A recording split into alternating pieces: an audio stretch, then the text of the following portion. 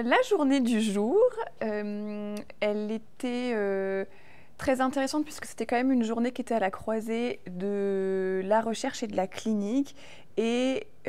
pour ma part, c'est quelque chose qui me parle beaucoup puisque je suis arrivée dans le monde de la recherche par vraiment ma pratique clinique initialement, et c'est ce que j'ai présenté aujourd'hui. C'est-à-dire que je suis médecin en unité de soins palliatifs depuis plusieurs années et je suis confrontée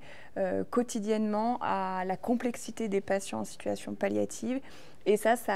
fait poser des questions et ça entraîne le besoin de théoriser un petit peu ce qui se passe et ce qui est vécu par ces patients, et en miroir forcément du coup ce qui est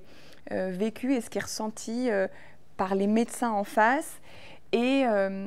donc c'est mon sujet de thèse puisque je suis doctorante au sein du laboratoire de recherche Accept. Et donc mon sujet de thèse, c'est le ressenti des médecins confrontés à la détresse des patients en situation palliative. Et donc il y avait une étude préliminaire qui a été faite en 2022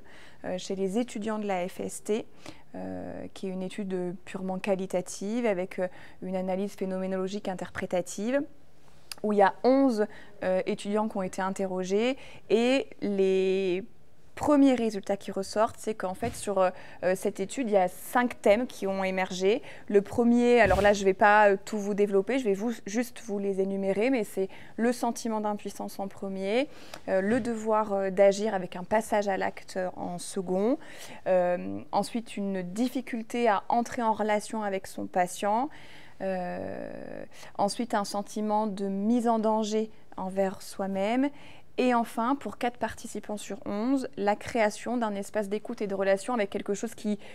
ouvrait et avec quelque chose de très valorisant dans la prise en charge pour ces participants. Et donc ça, c'est une étude qui va être développée sur des médecins maintenant expérimentés, et donc notamment des oncologues, des médecins des centres de référence SLA, des médecins généralistes et des médecins qui travaillent en unité de soins palliatifs et en équipe mobile de soins palliatifs. Et donc prochainement les résultats, j'espère.